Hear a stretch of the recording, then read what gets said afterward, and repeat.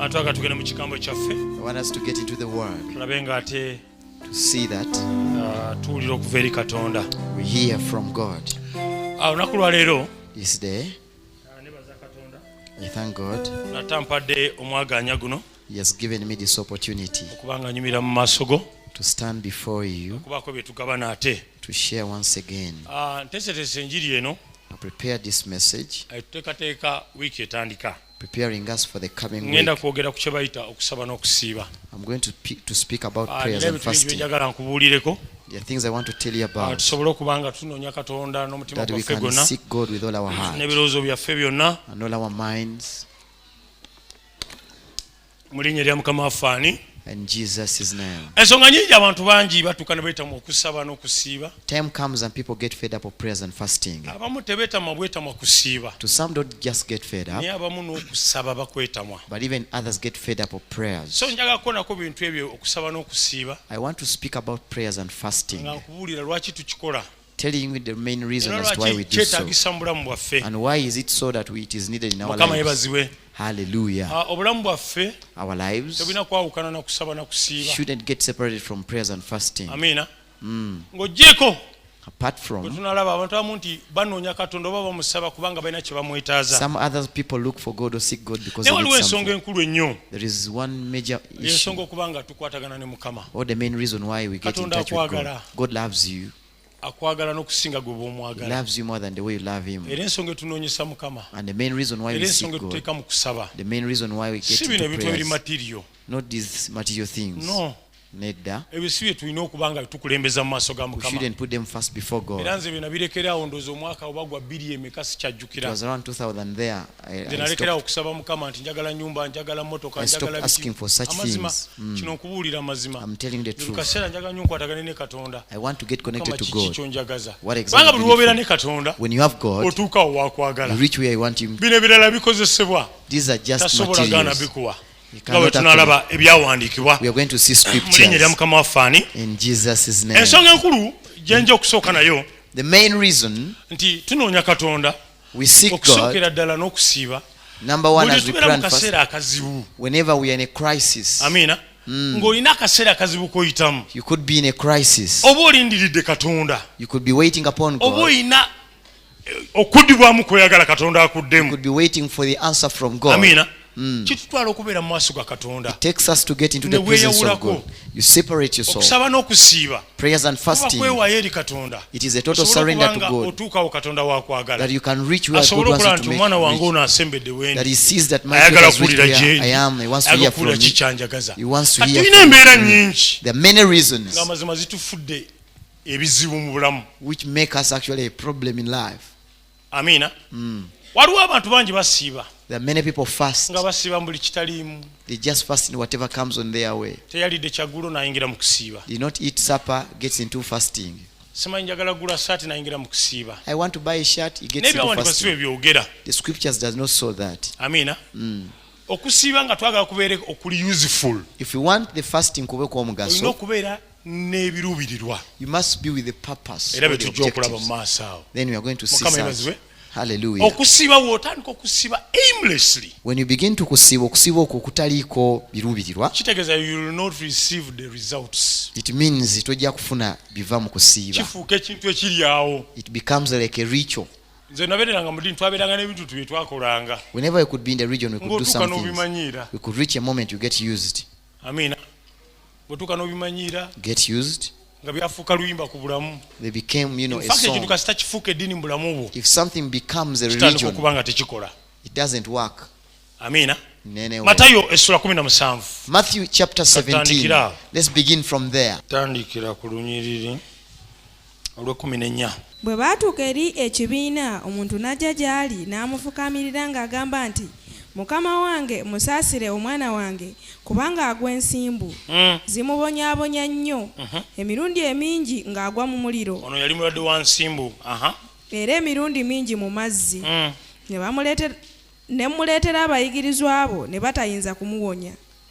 Yesu n'addamu n'amugamba nti bw'aba emirembe egitakkiriza emikyamu ndituusaawo okubeera nammwe. Otyo? Ndituusaawo okubagumiikiriza. Ab'emirembe egitakkiriza ono yali mu maaso ga Yesu. Alina omulwadde. Yesu atuuka amugamba mu ab'emirembe egitakkiriza lumanyi nakati waliwo abatakkiriza. There are people who don't believe. Tujja kulaba ki ekiraga nti tetukkiriza. There are things which show that we don't Era bino believe. lwaki mbikugamba kubanga enkya tutandika okusaba n'okusiiba. Because tomorrow we are beginning prayers and fasting. Waliwo okusaba ne tusaba naye nga Mukama ate tatusisinkana. There is praying Genda and you maaso pray owulire, and God does otyo? not meet you. Ndituusaawo okubagumiikiriza mumundeetere wano. Otyo? Yesu n'amuboggolera dayimooni n'amuvaako omulenzi n'awona okuva mu kiseera ekyo. Awo abayigirizwa ne bajja eri Yesu kyama ne bagamba nti kiki ekitulobedde ffe okuyinza okumugoba. Abayigirizwa bajja kyama. The disciples came in secret, saying, Sheya. Ffe Mukwano, tuli bayigirizwa abo. we are your Tuli disciples, baweereza abo. we are your Era oli ministers, mututendeka. and you're training us. Lwaki ffe twakigoba ekyagaanye? Why, when we cast out demons, they did not go? Amiina. Omwana weffe twamugobyeko. In fact tumaze naye ennaku nga ffe tumugobako emyoyo. We have taken days and days casting out demons. Lwaki but they are not kyagaanye? living. Why did it not happen? Ki ekiddako? What Otyo? happens? N'abagamba nti olw'okukkiriza kwammwe okuba okutono kubanga ddala mbagamba nti singa mulina okukkiriza okwenkana ng'akaweke ka kaladaali bwe muligamba olusozi luno nti vva wano genda wali kale luligenda. Wuliriza, kati tuneeyongerawo wenjagala ennyo. Obutakkiriza bwaffe butusiibisiza ebisiibo ng'ate Katonda takola. Our unbelief has caused us to get into fasting, and yet God is not going to work. Saagala ogane kusiiba. Amiina. Naye ngezaako okubikula obwongo. I'm trying to open up your mind. Nze bwe mbanga nabaza ebisiibo ndooza biwera n'emikubi ebimeka. Around 200s. Kale twasiibako ekikumi simanyi mu meka. We could fast 100. Agana nakagasiba emirundi egiwera n'esatu. I fasted around 40, Waliwo around 3 bw'osiba buno times. esatu. Waliwo mu wiiki buno bw'ogamba manyi You know, buli wiiki wakifula na every week, ddiini. Manyi buli wiiki nina okubaamu n'olunaku. Ku Monday, ku Lwokusatu, ku Lwokutaano. Naye nga ate tofunamu. But you don't gain at all.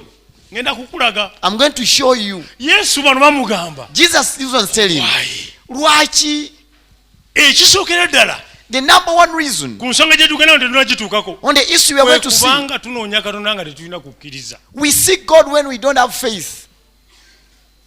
Osaba leero omala okusaba wano tunamala ekyomusanvu wano n'obulira kye balangirire wano n'odduuka n'ogenda olinga Katonda ataakoze. Obutakkiriza bukuwayenjeeza buli wano na wali. You pray here today, we are going to fast for 7 days. Then when you hear on the radio there is some fasting Omanyi somewhere, kibanga omwana mu you maka nga move atambula mu again. mayumba g'abantu. It is like a child who moves aimlessly to Bayinza neighbors. ogamba takkuta. They may say, this one does not get. Bayinza ogamba Satisfied. balya bye biki. Maybe they eat what is not good at home. Yesu agamba bano Jesus okukkiriza tells us- omukuliridda wa. Where is your faith, says Jesus. Genda mu maaso ntuuke wenjagala. So singa tewali kigambo kye mutayinza. Singa tewali kitasobola. We could be in position to do Singa tulina everything okukkiriza. if at all we have faith. Tuva wano mu kanisa nga tusabye. We leave church when we Ate are omuntu praying. n'ayambuka mu ofiisi. Then a person goes to pastor. Ninge sale badde ekwajja. I remember we're here praying. Saba wanika emikono. Sheketekete. Kwata. Ekyo kigenda. Hey, Ogenda ng'olyaze. Then somebody comes, Musumba, Waliwo ate kaakati. pastor. Kyempulira nga tekinnakwatibwako bulungi. I- Ekyo kikulaga. That one Nti shows ensonga you. lwaki tevaawo. That is the reason why the issue is not Banenjaga moving. tuuke ku ddaala. I want us to reach a Nze moment. nti Katonda gwe wakkiriza akola. You believe that the God you believe is working. Luli pastor Muganya ali wano. Waliwo ebimu ebitagenda vaawo nkya. There are things which are not going to go tomorrow. Soma owulire. Naye kyokka eky'engeri eno tekiyinza kuvaawo awatali kusaba na kusiiba. Awo enjagala. That is my key point. Kyangeri ki kye yali ayogera ekitayinza kuvaawo na kusaba na Which kusiiba. kind of such thing cannot just go? Gwolowooza buli kintu kyetaagisa kusaba na kusiiba. You think everything you have to get into Yagamba prayers and fasting. ekyengeri ng'eyo. Things of that kind. Biba binene. There are things which are okutegeera. huge in your life. Nsoose kukuba muntu abeera mu mbeera eyo nga yagifuula ddiini. I first went after somebody who made fasting a religion. Yabagamba ebyengeri ng'eyo Things of that kind. ebiriwa. Which Omwana things? yagwa ensimbu. Your child is suffering Yazaliwa from nazo. epilepsy. Tekyetaaga okuyingirako mu kusiiba. That one, n'okusaba. it needs you to get into prayers and fasting. Naye ate okwagala essaati. But for me to need a shirt, a new Neetaaga one, okubaako okkola ennyo. you have to work hard. Fune essaati. You get a shirt or a dress or the kaviri. Are you getting the point? Nze nasiibako. I fasted one time and I prayed. Wanjagala sente zive waggulu zigwe. I wanted money to rain from heaven. Shh. Mbabuulira amazima. ngera buli kaseera ntambula ntunula waggulu. And every moment I could look up. Okukkiriza kwange kuli walala. My faith was somewhere. I fasted, nengamba Mukama, telling God, oli w'amaanyi. you are so powerful. Yakozesa binamuŋŋona n'ebiriisa yali ani? Elijah. You caused ravens to feed Elijah. Amazima. For sure. Ensi n'okujjula kwayo bibyo. The earth and its fullness is all Esente ziri mu yours. mabanka. Money in the Olina bank. omukono omuwanvu. You have a Ate long hand. tuweera n'ebigambo bye twogera nga mwana There are words we even quote. olina omukono omuwanvu. You have a long hand. gusobola obbisikayo. You can pull that money from the accounts of people in bank. Neebuuza ekyo nga nkijjawa. From where? Nali ntambula ndi mu mbeera misula mu kasiko. I was sleeping in a bush Ne nonda nusu 10. and I picked Coin. 100 coin. Kati kikoyina ekyo kyankolera nnyo. It worked for me. Kubanga nakigulamu kasooli omwokye ne mala naye wiiki. I bought roasted. Kandyako kapola. Roasted maize. Amanye eddungu libi nnyo. You know when you're in the desert, the Kati desert is so netandika hard. okubanga essala yange ekyuka. So my prayer changed. Ninga kennoza 10. By the time I picked this 100, Natandikira ku butono. God begins from Nebinene small things n'akola. and then He brings big things. Kampadde 10 kino. As He has given me the small Kamukoowole. one, let me call on Him. Nsiibe. I fast Asule akabando. that He brings a bundle. Olaba essala ze tubeeramu. Those are the prayers born again Kibamu nga pray. twekalakaasa. Hey, Ne Mukama, Lord, omuntu ng'asaba. Sheketeke. Ye nga Mukama tokola. Rikatakaya. Agambye ebyengeri ng'eyo. He's saying things of that These were kind. hard things. Bino bintu bizibu Impossible things. tebisoboka. Not everything that you fast. Si buli kintu nti ogenda n'osiiba lwakuba enjala ekulumye. Are you getting the point? Kyova olaba statistics ziraga nga abalokole tulwala nnyo byalusaazi. That is why according to statistics ekibalo kiraga we suffer from ulcers. Lwakusiiba kwerumya njala. Amina. Naye nga mazima nze nayombako ko nenga nensiibira ki? I even quarreled. Why am I fasting? Nosiiba. You fast? Kwolwo baali batusibiza nakwaga. They had made us fast for 40. Kyenakola nengenda nengula bupaani. What I did, I went, I bought my pancakes. Nenteeka nga mu poketi yange muno. I could put them into my pocket. Nga tubeera mu kusaba okw'amaanyi. Roko. Abamu basaba wano ne basiiba wiiki. People Nenga fast sibyaliko. here. People fast here. There are Teweekaka others in bwekasi. hundreds. Naye ekintu ngenda kukulaga engeri gy'oba okikolamu. But I'm going to Kinyumire. show you how you handle fasting and then you benefit out of it in Jesus' name. Amina. Amina. Are you getting the point? Nembera mu kusaba tuli mu kusaba amanyi bambi tuli mu kusaba ffenna. They thought all of us, you know, Naye ng'olugira nti we are in fasting. n'obeera mu abo banga asaba n'obanga agendako mu shotiko. You are like, you know, hey, let me go out. N'otuuka eyo When you reach there, n'okajjayo. you get your pancake. Nokakuba etama. You add Ebiri again. n'oddayo. Then you get back. N'oddamu ramasaka Sheketekete. ramaseka yandaraba. Fire! Makamasikatara. Omanye ekinkozesa ebyo. You know the reason why I do so? Ndabanga byendiko ebitankolera. I was like, things I'm doing, they're not Lwaki working for me. njala? Why am I suffering? Kati kyenjaga okusooka okukulaga. What I'm trying to show you, Okusiiba okutaliiko kuvugibwa mwoyo wa Mukama. the fasting which is not driven by the Spirit of God, Tokufuula luyimba mu lulamu. don't make it a song in your life. Ate si buli kintu nti bakisiibira. And not everything that you have to go for fasting. Njalo enkola gye nakyusaamu kati. There is even Nagitandika sometimes I ndowooza change. mwaka guwedde. I started like around last year. Tulina emize gyafuuka na ddiini mu Others byokusaba. it became even a region. Mujja eno nga mutula mu mmotoka. You come, you sit in a Era gye car, mulaga olikaga. you are going somewhere. Sooka Eh? tusabeko essaala. We pray the prayer. Lwaki tosabira ewuwo? Why don't you pray from your home before you Nze ntuuka travel? nga nasabye edda. I leave home when I pray. Nekyafuuka nga ddiini. It's like a region. Tusabeko. Rocco. Kitegeeza olina embeera gye wateeka mu bulamu bwo. There is something you put into your life. Nze kati mba nina olugendo nsabira waka. When I have a journey, I pray from home. Olutuuka nga nvuga motoka yange nga ŋŋenda. Then when I reach into the car, I just drive. Musumba Hey, tetusabyeko. pastor, first stop, we pray. Kubanga kyafuuka eddiini mu ffe. Because it became a region in Lwaki us. tosabira ewaka? Why don't you pray from home before you travel? Ate nze nomanyi ne bwe nsaba. You know, even when I pray, Nsabira ddala in advance. Mukama ŋŋenda.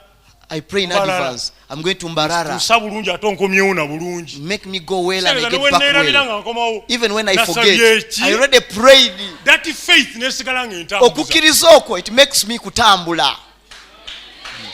naye tulina ebintu bye twateeka mu bulamu bwaffe. There are things we put in our lives. Tunoonya Katonda tutunula nagana naye bano bali ku ki. Even when we are seeking God, He sees and says, "Why are you ebyengeri ng'ebyo things of that kind?" teyagamba nti buli kaseera kiki. He did not say that every Ebyengeri. moment. He said things of those kinds. Omunyo guweddewo tuyingire mu kusaba n'okusiiba. There is no salt. We get into prayers and fasting. Tobeera nk'omu maka bwe gatyo. Have you ever been in that home like that? Baneeno omunyo gwatuweddeko. We don't have, Daddy, we don't have salt. Your father's not yet Tuyingireko mu come. kusiiba. We get into fasting. N'otamya abantu n'okusaba You n'okusiiba. even cause people to get fed up of fasting and praying. Fasting for Ekyo salt. kikweta okusiiba maanyi. Fasting is Agajeeta power, amafuta mu bulamu bwo. which brings Mu bintu anointing to your ebiremye. life in things which have failed. Era ekigenda tunoonyesa Katonda. And the reason why we are going to Those are seek the God, difficult situations ebyo ebyengeri ng'ezo eziri mu ebizibu bantu. which are in people Katonda asobole otusisinkana. that God can meet us. Ne waliwo ebiteetaaga kusiiba. There are things you don't need to fast. Njerabye wano ku bantu bangi. I see many people here. Mugamba brother. You tell him, Mkulu, Badde nsaba bambi gundi oli tumufunireyo olinayo awo oba essatu n'agamba musumba kamala ogenda wa Mukama amala omubuuza. you tell somebody, Kitegeeza n'ayingira mu kusiiba. let's get something for brother Abuuza so and ki? so. He says, let me Mukama, go into ono prayers and muwa fasting. 10,000. Can I give this person Kiti kyetaaga 3K? kusiiba. You don't need to fast Kyetaaga kutegeera. okumpa Nti omutwalo. ono yeetaaga olukumi. You need to understand. Yeetaaga omutwalo. He needs Njala emuluma. 10,000. He's hungry. You don't Naye need ate to omala fast. genda mu kunoonya ani? Others, ngenzeeko mu ddungu. Baagala kuwasa. They want, to marry you. Okufumbira teweetaaga kusiiba bannaye. Getting married don't need to It fast. is a choice. Go salawo. Amina. Ate zo sirabangako mu batono nnyo ndowooza. Very few. Omukazi agamba mbu kangende nnoonye Mukama. A lady says, let me go Naye seek buli God. omubuuza Mukama agamba ki? Every moment you ask her, what is God saying? Kyanoonya. I'm still seeking God. Kyanoonya. I'm still seeking God. Waliwo ebintu nga bikumenyera buki? There are things which are burdening you for no good reason. Weetegereza omusajja onaamwagala. The brothers come. Anakola. Brothers, Ali atya? kubye bikozi. Obulamu bwe buli butya? How is his life? Birowoozo ki? What are the Mulokole. ideas? Is he born Atya again? Katonda. Does he fear God?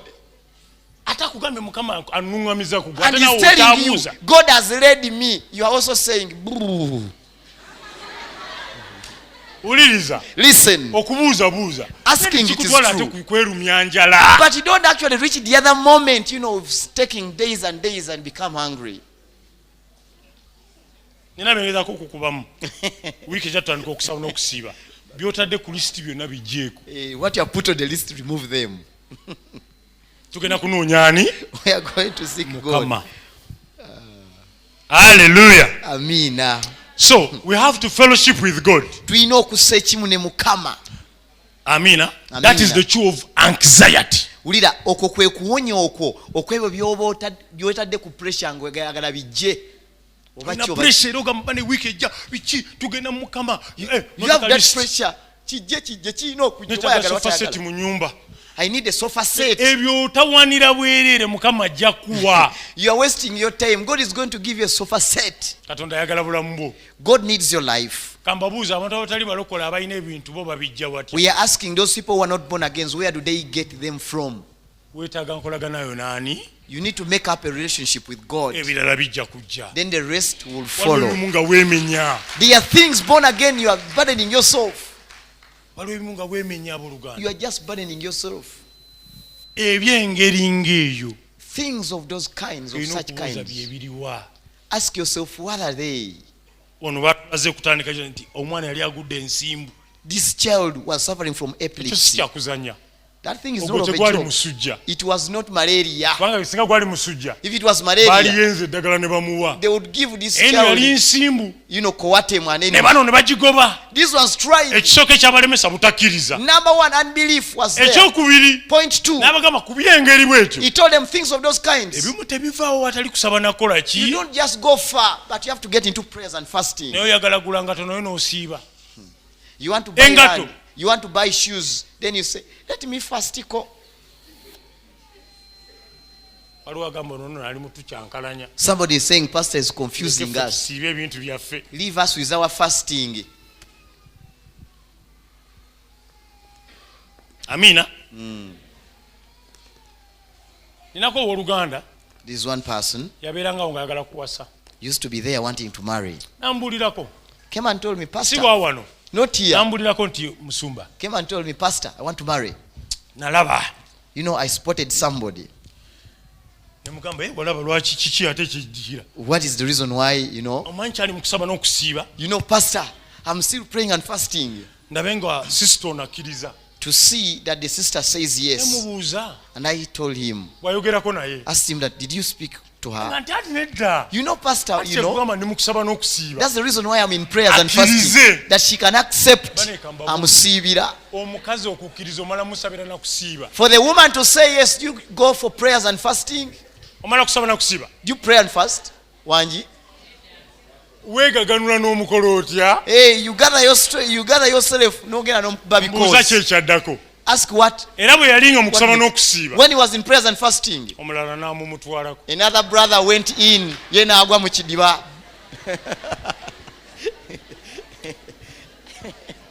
Hallelujah. Let's not be like Egyptians. Amina. Abali ku bintu obuntu. Who are just after things. Era Katonda tumunonya lwa bintu. We seek God because of things. Amina. Natural things we can say omuntu abantu bana batali bakkiriza bibabeerako. These people who are not believers. We have to be different from those people who don't believe. That is why when pastor was preaching here, the pastor who fainted after his car being stolen, you know, all his mind was on a car. All his life was on a car. What is your life on? That is the nature of the world. That all your life is on possessions. Amina. Somebody steals his car, he gets confused. We have gotten so many people, they steal their. Some of them, the indicators, and others, the side mirrors. They leave church. At church. Come up there when they are complaining. You are not concerned. But you don't say that all your life is on the indicator or the side mirror.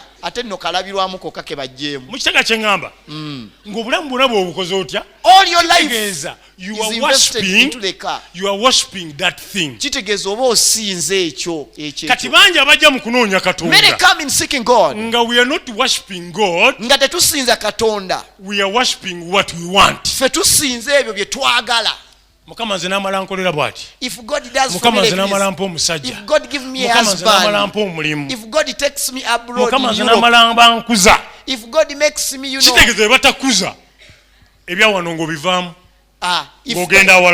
if at all you don't get promoted, you go to another church. And when you fail there also, you say, let me sit at home. Amina. What exactly do you need from God? Hallelujah. Hallelujah. Amina. I normally tell the couples who are going to be wedded, I ask them this question. Do you love, you see, brother, do you love her? I love him, pastor. I even feel like we have delayed. I feel her. I love her. You ask. The moment we proceed, if at all one of you carry together, you find a brother or sister, the other tune, oh pastor, you know, when you reach there, all of them. That is what actually is connected to the one of God. When you ask for the house, and you fail to get out, then issues of born again. If you seek God because of possessions, at the end of it all, you lose your strength in salvation and disappear. Are we together? Yes, we need to love Jesus. All circumstances. And the reason why we seek him, that he meets us and works in our lives. Matthew 6:31. Kale temweraliikiriranga nga mwogera nti tulirya ki oba tulinywa ki oba tulya. Ani ayogera ebyo? Who says so? Kubanga ebyo byonna amawanga bye ganoonya. Amawanga ganoonya ebyo. All nations are looking for those. olaba byonoonye ebyo ebintu byobuliwo The things you are looking for. n'abali mu masabo bye banoonya The ones in shrines they are looking for n'abagenda possessions. bebagamba simanyi bagenda wa sitaani simanyi ba illuminati And those ones who are devil's agents, Bonna banoonya Illuminatis, ebyo. they are also looking for such kati naawe things. lwaki okulembeza ebyo Even a born again, you are forwarding those or you are prioritizing those. olunyiri lujja lwesomera mu lumanyi You read the scripture by yourself. mukama yebazibwe aleluya ekintu ekisungira ddala kwe kunoonya katonda The number one reason as to why we seek God is to seek Him and make a relationship with Him. seeking God. Okumunoonya. What does that mean? You Kitegeeza pursue. obenga omunoonya omuwondere omugoberere. You pursue God. Gwe kennyini nyini mugoberere munoonye. Go after Wuliriza muwondere with all your might. n'ebirowoozo bye n'amaanyi go gonna. Amina. Abensi banoonya bintu. The ones of the world are looking for possessions. Butale wa buli omu ayita You ono get them in brother markets. bamukubye ennyondo His brother yagudde mu babadde bamutuga Was beaten by bali the hammer. tebaagala They brother never wanted him. baagala bintu They wanted what he had. bamusaakinga They searched him. Baagala They sente. wanted money. kati ate ffe si bye tulina For okukulembeza us, we shouldn't prioritize kituufu those. tubyetaaga It is true, we need naye agamba them. first seek the kingdom Agamba musooke munoonye obwakabaka. pursue God Noonya Mukama go mugoberere. after him Wulira muwondere mugoberere. the rest shall just come. N'ebirala bigenda kujja byokka. Hallelujah. Amiina. The kingdom of God, Obwakabaka bwa the Katonda. rule of God. Wulira obufuzi bwa Katonda. Ebyo tulina okusooka okunoonya We should seek for those ones his first. righteousness, Obutuukirivu bwe. not your righteousness, Si butuukirivu bwe obwekolererenga. but his righteousness. Naye obutuukirivu Ebyo bwe. tulina okunoonya We should seek for those. ebirala bijja kujja. Then the rest are going to be His added way on of you. being right. Wulira engeri ye ey'okubeera ng'atuukiridde. Ebyo twetaaga nga tunoonya Katonda. Those are the things we need as we are seeking God. And all will be added on you. N'ebirala binaakwongerwako. Otegedde akantu ako. Twatandise n'okugamba okukkiriza wali. We started with Gwe faith. kasita onoonya Katonda. When you seek God N'okkiriza nti Katonda ankoledde. and you get N'okkiriza faith that nti God has worked Katonda for waali. you, you believe that God is present. Ebirala The rest, bigenda kunoonya they are byokka. going to search for you by Awo toyinza themselves. kukikkiriza ekyo. You cannot say amen, but it is right. Oyagala mmale kugamba Do you want me to tell you first? ayambadde akaleega ka white. Those ones who are putting on a bra which is white. Mukama aŋŋamba bw'ati. God is telling me like this. ategedde ata nti nina akaleega How has Pastor known that I aka have white a white bra akaliko n'obumasamasa. which is having those Bani blinking Mukama things? anviiriddeyo Hey, olwaleero. God has come out for me. Mukama anviiriddeyo. Woo! Leero saavisi enkoledde. Today it was my service. Omanyi nti Mukama akonedde ddala ku nze. Do you know God even knocked on what is on me? Atya. How? Omanyi omusajja okundaba. You know the pastor saw in me in the N'ayita spirit, mu kitengi. threw into the kitengi N'alaba akaleega. and saw the bra.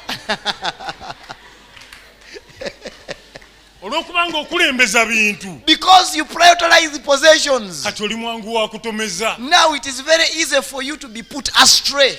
Naye tunoonya nkolagana ne Katonda. But we are looking for the relationship with God. Hallelujah. Amen. Tunoonya nkolagana ne Katonda. The relationship with The God. rest shall follow us. N'ebirala bigenda tugoberera. Maama soma ennyiriri ezo zigweyo. Read those verses. Zisome obulungi owulire. Kubanga ebyo byonna amawanga bye ganoonya. Kubanga kitammwe ali mu ggulu amanyi nga mwetaaga ebyo byonna. Amanyi. He knows that you need naye those musooke things. munoonye obwakabaka bwe n'obutuukirivu bwe era ebyo byonna mulibyongerwako. Ebyo byonna mulibikola mutya? And the rest shall be added unto you. Kyonoonya kye ki? What exactly are you looking for? Tulina programu ku radio yaffe online gye tuyita kyokkiriza okimanyi.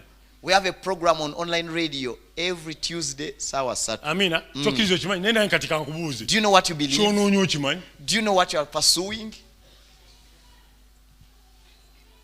Kyova abamu babambudde amasikaati kubanga banoonya maki? Nga toddamu.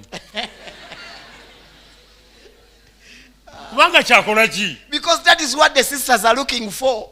bufumbo. Tobera na mulamwa. You don't have a focus. You are not responsible when you are seeking God. Gwe toyina kuvunanyizibwa. Amina. Oyina oli ku bintu. Kama nambala ampayo olulenzi. If God gives me a brother. Kale mukama nyambe. Lord, a brother. They told me in born again they have brothers. So what you do? Ngafuna ya mukwata ku mukono. Oh, somebody brings. Asimulula zipu. Then olwokubanga kyobadde onoonya. Because you have been looking for a brother. Era obanga asaba ayebaza mukama. You are like saying thank you. Taina no sister yagenda ngeno bamulera. The sister could go somewhere and she could sit on the laps of a man. Do you see prophet could make sisters or women to sit? Daddy pastor, I reached a moment and I enjoyed it. She's seeking God. Tomorrow you are going to seek God. You are seeking God. This one was seeking God and went and sat on the laps of the prophet. How did they do so? The other prophet made you sit on his laps. Then he begins to say, the anointing is coming and the Spirit of the Lord is coming. Then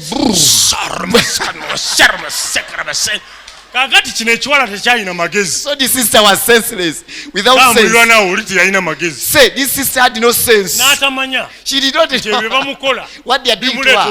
It is causing her to get into lust. So the first one, then she felt like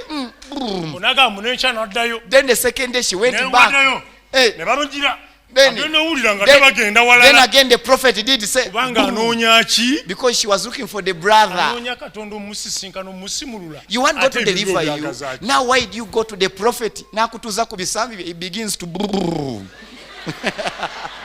hallelujah. So when we make our seeking God and we put it after pursuing possessions, you are going to fall with those possessions. God is saying we seek his kingdom first and his righteousness, his right ways, and the rest are going to be added to us. Hallelujah. Amen. They will come by themselves. In Jesus' name. First John.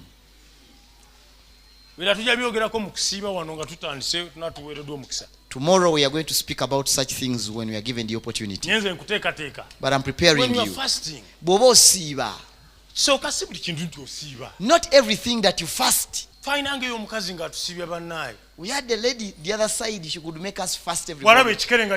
When she could see the frog jumping, passing by, she could call Pastor Tom. Say, Daddy, I've seen a frog. Send me some, bawereza to come on when you reach there. For me, I went already in fasting. Even you join me. For me, I went once. Then I said, don't make me go back there. For me, I jump out of things so fast. Then I jumped out of it. The frog is just on its way. Mnamuzinda. When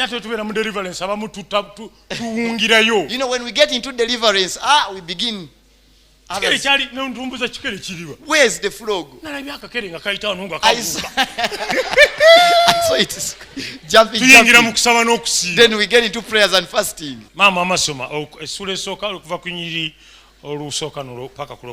First John 1:1 up to 3. Ebbaluwa ya Yokaana esooka essula esooka n'olunyiriri olusooka. Ekyolubereberye ekyabaawo okuva ku lubereberye kye twawulira kye twalaba n'amaaso gaffe kye twatunuulira era engalo zaffe kye zaakwatako ebya kigambo eky'obulamu n'obulamu bwalabisibwa ne tulaba era tutegeera era tubuulira mmwe obulamu obwo obutaggwaawo obwabaawo awali kitaffe ne bulabisibwa gye tuli.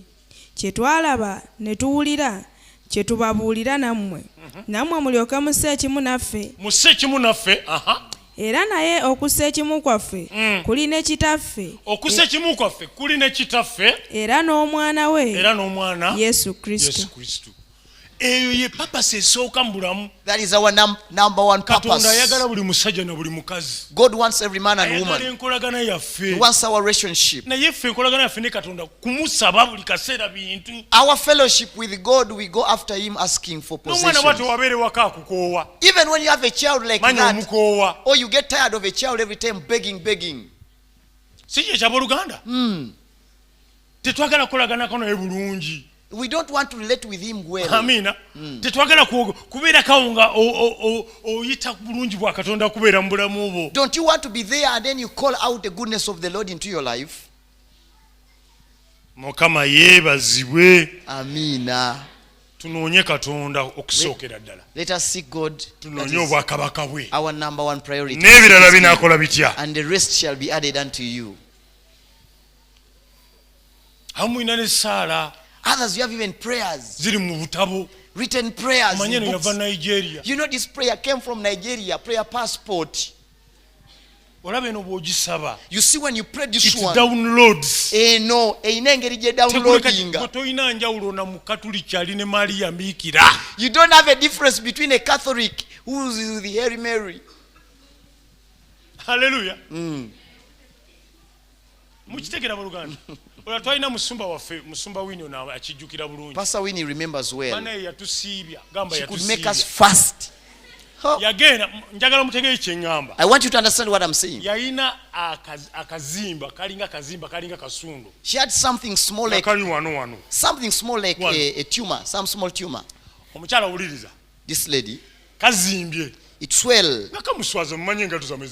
You know, ladies normally put on open shoes. In a moment she could ask. That one, you need to take it to the surgeon. What is that? My children, please come, we pray. We got into fasting. 1 day, 2 days, 3 days. You know what we are praying for? That tumor. And those are the things which could cause me to eat pancakes. Every moment, row. Do you know pray? We had it to break it.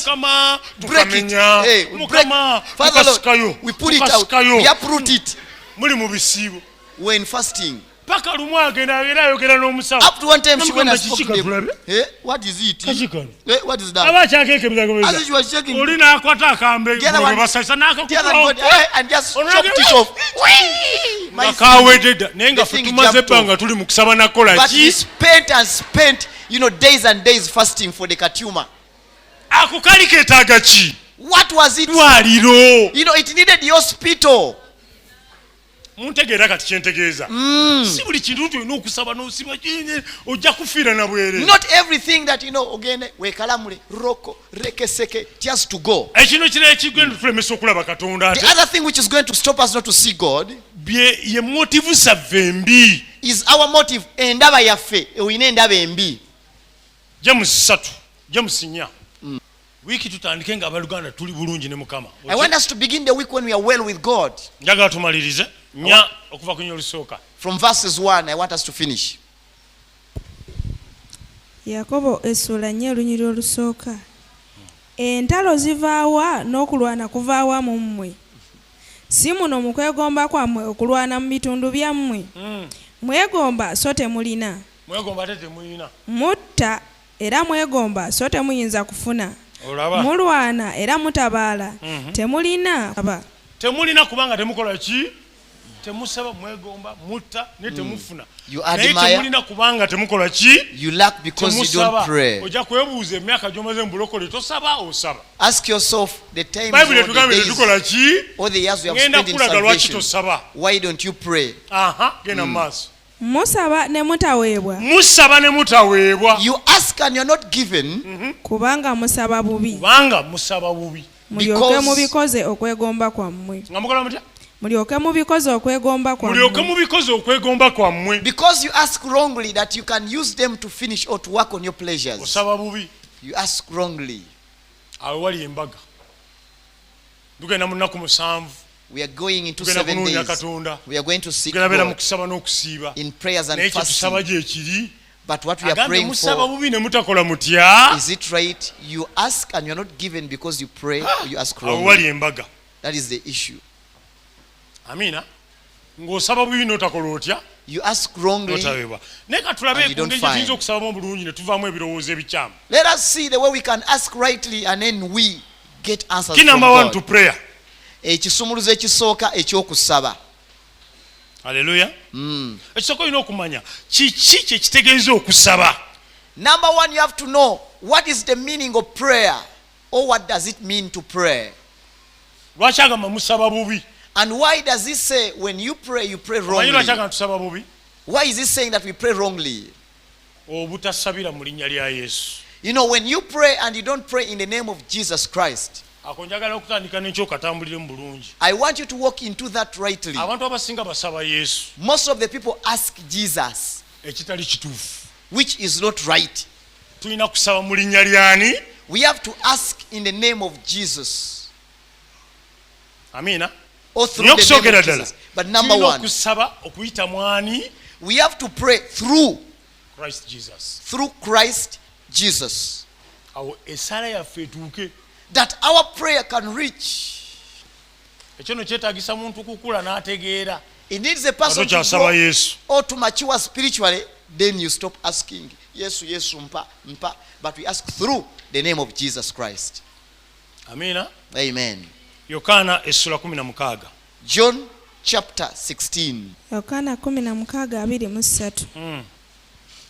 Ne ku lunaku luli temulibaako kye munsaba. Uliriza ani ayogera ebyo? Who is saying so? Yesu ng'abagamba nti ku lunaku luli nga mmaze okuva ku musalaba ngenze. That even the other day after leaving the cross, having been taken, after resurrecting, temuddamu kunsaba. Don't ask me again. Damu mama akanyirira ako. Ne ku lunaku luli temulibaako kye munsaba. Yesu yagamba otyo. It is Jesus saying. Ddala ddala mbagamba nti buli kye mulisaba kitange. Kye musaba ani? Kitange. Alikibawa mu linnya lyange. Alikibawa mu linnya lyani? He will give it to you in his name. Yakobo atugambye musaba bubi ne mutankola mutya. Jacob says you pray and you pray wrongly and you don't. And even me I could be like that. Yesu netaga kino. Yesu tebakya musaba. We no longer ask Jesus. We ask the Father mu linnya lyani? Through the name of Jesus. Amina. Timusaba mubi ne mutaweebwa. Tusaba omukyamu. Ola tujja kwogerako ku mwoyo mutukuvu. Joyce Mayo yayogera omwoyo mutukuvu n'entya n'okutya. Joyce Mayo preached one time about the Holy Spirit. Amakulu ge nga tetumutegeera. And most of us we don't understand the works of the Holy Spirit. Amina. Yesu tusaba taata. We ask the Father. As we begin to pray tomorrow, we're going to ask the Father through the name of Jesus. In that day, you will not ask me anything. I assure you, anything you ask the Father in my name, He will give you.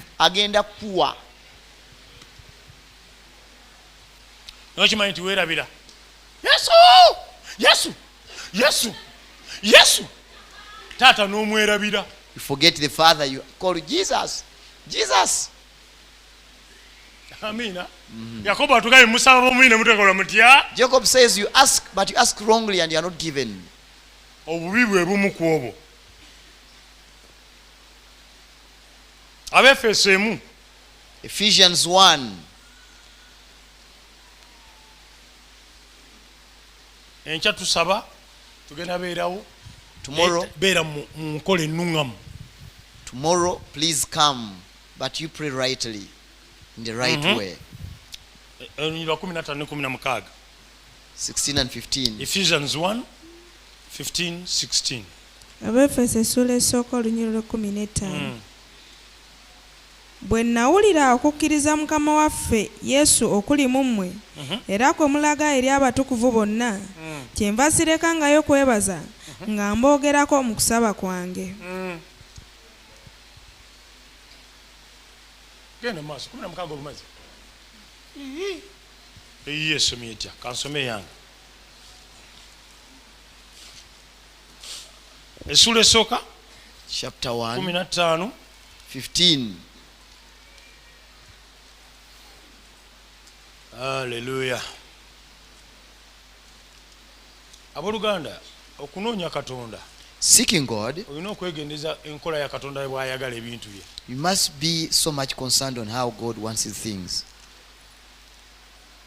Katonda ono alina principles. God has his no. Therefore, I also, after I heard of your faith in the Lord Jesus and your love for all saints, do not cease to give thanks for you, making mention of you in my prayers. Verse 17. That the God of our Lord Jesus Christ, the Father of glory, may give to you the spirit of wisdom and revelation in knowledge of him. Gadam, that the God of our Lord Jesus Christ. Hallelujah. So as we're going to seek God, as we're changing your attitude towards God, get to know how you lay out your prayers as you pray. God even him has his orders.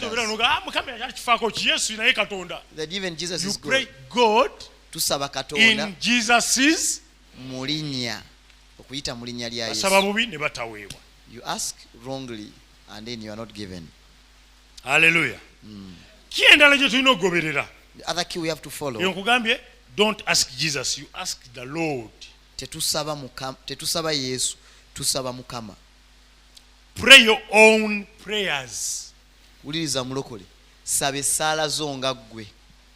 Yokaana 16.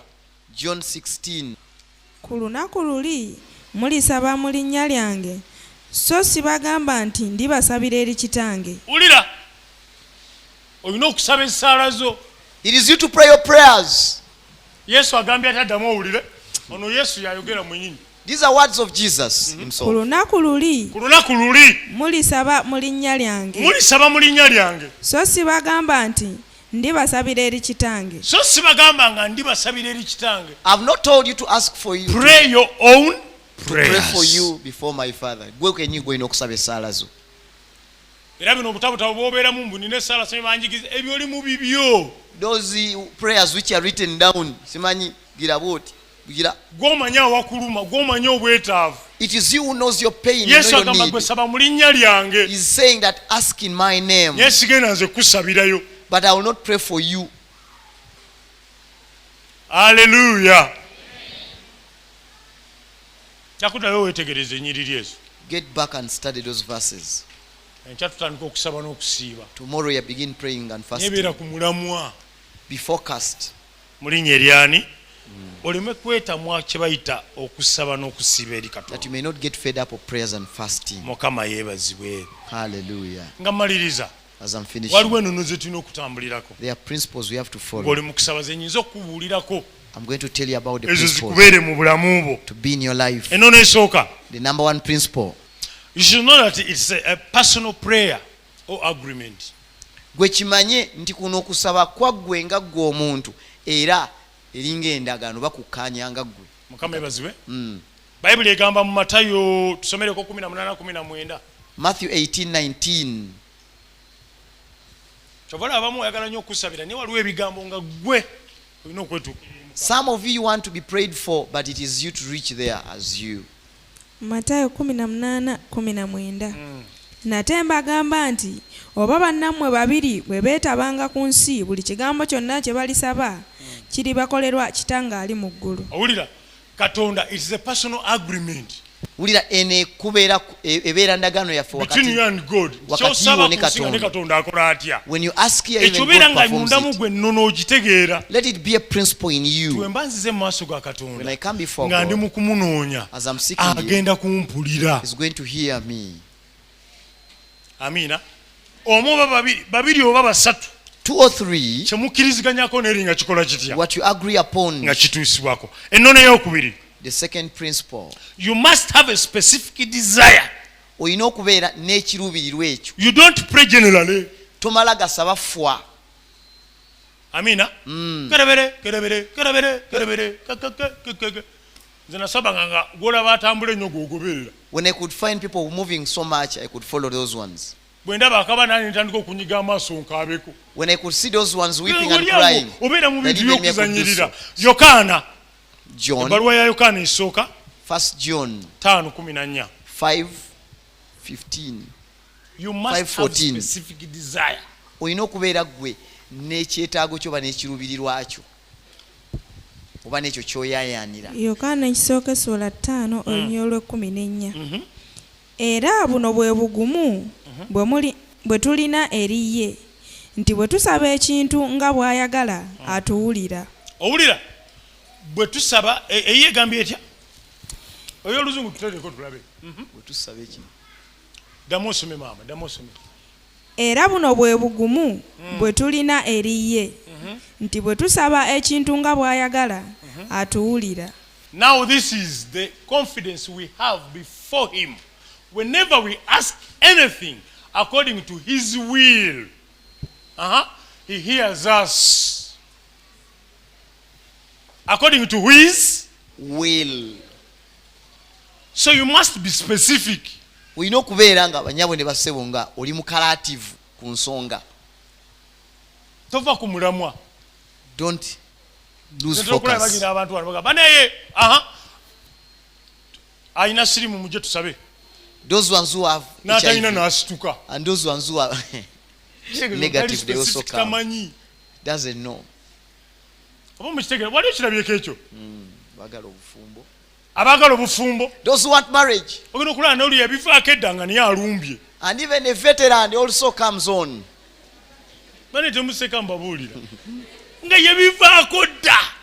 This one is a veteran. Amina. You are not specific. Tomanyi. What exactly am I after? When they call, singles. Abata China, Mangolia ulindire katonda, atomulanga na wako za atya. That is specific. There are people who are not specific. So when you have before God oliawo, obukira kyosanze kyonna. Always get to know you may miss. The other principle. Before you begin to ask, nga tonnaba kutandika kusaba, first establish, soka osimbewo, if it is provided, soka omanye oba kisolo, for by the atonement. That is, if it is scriptural. Soka otegeere oba kino kyogenda okusaba kigwa mu byawandiikibwa, kikwatagana n'ebyawandiikibwa. Kuba Katonda awulira kiki? God hears his word. Kigambo ki? Get scriptures that promises it. Funa ebyawandiikibwa ebikibaakinga oba ebi. And meditate on them until you are sure it is God's wise. Bitunu bifumitirizeeko okutuukira ddala ng'okakasa nti ago ge magezi gennyini oba kyo kyennyini ekyobwa Katonda. Okitegedde ekyo? The will of God is primarily established from his word. Okwagala kwa Katonda kwesigamidde ddala nnyo nnyini ddala okuviira ddala mu kigambo kye. Sikusaba n'owandika njagala train. You don't just pray, Lord, grant me the plane or the train. Gali y'omukka. Njagala train egali y'omukka. N'enguudo ezisinga muno bagenze bazikuulamu eza Uganda leerwe. Abaana ba scrap baziriddewo.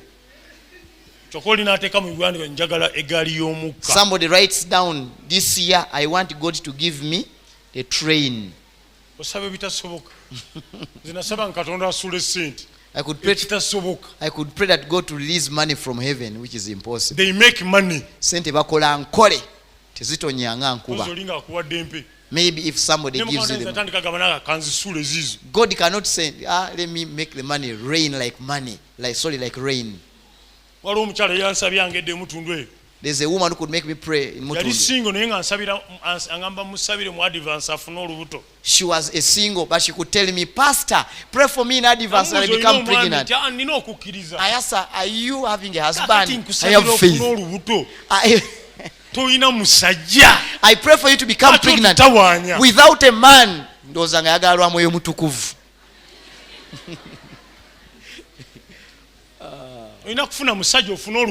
You have to get a man, then afterwards you become pregnant. Be very careful with what we call fasting and praying. Because you know they told you to fast, and others you just pray the way you want. Hallelujah. So the other principle, you have to believe that you receive. Number one, when you are to pray, you have to believe. Two, you receive. And when you pray, God always answers your prayer. At the moment you pray,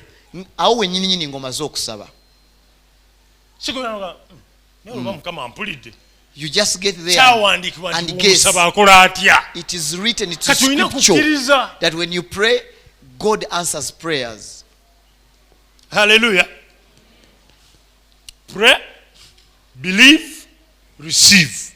Saba, now, kiriza, and immediately. Tola, kati, era ne mbagirawo. Bino no bina kutwala mu kukula kati bino byobeerako nobeera onogamba simanyi nakutegeera kangire bannaye sister banne nomugira muti nemudde eno nosiba ebisibo byegundi nosiba ebyegundi waliwo akusibirako simanyi ekyaki waliwo akola bijja waliwo ate gwe nomala nga tosiiba olumya bannooki. Those kinds of fasting, that is all after unbelief. You fast here in 7 days, you go to the other place, fast 7 again. Pray, again and again. Saba, believe, kiriza, receive, tola. You give thanks to God. Don't repeat afterwards as if you don't have. Ask again. Continue to thank God. Romans osabye mukama akuwadde. Somebody says a person is not understanding what he's saying. Pray, believe, and then know that God has done it. Our unbelief has stopped God. Romans 4:14. I'm winding up. Abalumi essula 4:14. Kubanga ab'omu mateeka singa beebasika okukkiriza singa kudibye era n'okusuubiza singa kuggyiddwawo. If those who are of the law are heirs, faith is made empty and the promise is cancelled. Mukama yebaziwe. Bw'osaba, when you pray, manya nti Katonda akoze atya. Believe that God has answered you. Let me ask another question. I've ever spoken something and you don't put in your mind and all of a sudden God does it for you. That was a prayer. God heard the prayer. The devil makes you that God is not hearing. Ladies and gentlemen, God hears prayers. Don't repeat. In fact,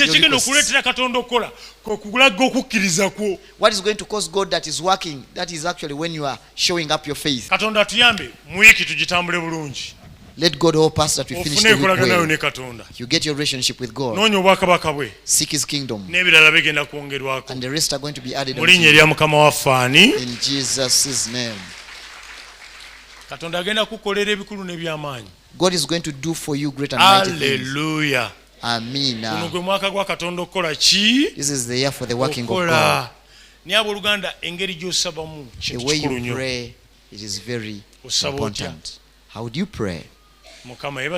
Hallelujah. How do you believe God? We shall see the rest in the middle of the week. In Jesus' mighty name. Yes. What exactly do you need from God? Katonda ajja kusisinkana singa osooka okukola ebyo byakwagaza kunoonya obwakabaka bwe mu linnya lya Mukama waffe ani. If I told you seek his kingdom first, Mukama yeebazibwe. Praise the Lord. Amen. Kale kwata mu kifuba kyo gamba ayi Mukama. Say, Lord Jesus, ngenda kunoonya. I'm going to seek you. Era nkwetaaga. And I need you. Onsisinkane. Meet me, Lord. Onkyuse. You change me.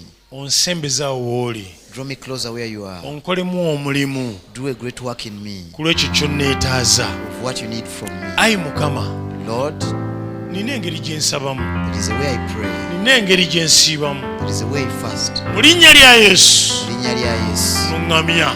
Lead me. Nkole ekyo ky'oyagala. That I do your will. Ayi Mukama. I can never find my way if you don't lead me. In this selfish heart of mine, I only see me.